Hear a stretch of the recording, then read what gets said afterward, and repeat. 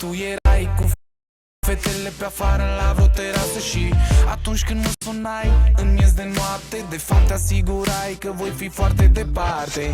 Dar iubirea nu poate să te aștepte. Vroia să urc scara socială niște trepte.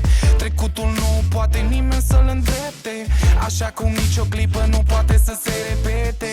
Nu are rost să mă gândesc, s-a terminat, îți mulțumesc.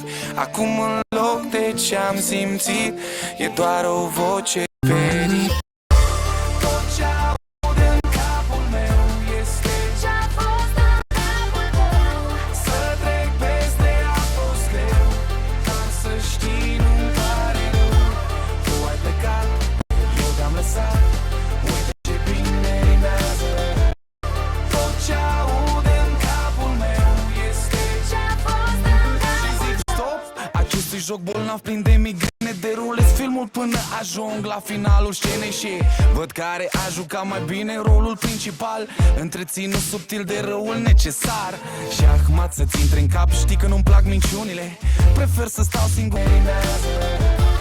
Tot ce aud în capul meu este Ce-a fost în capul tău. Am să las ploaia să vorbească în locul meu.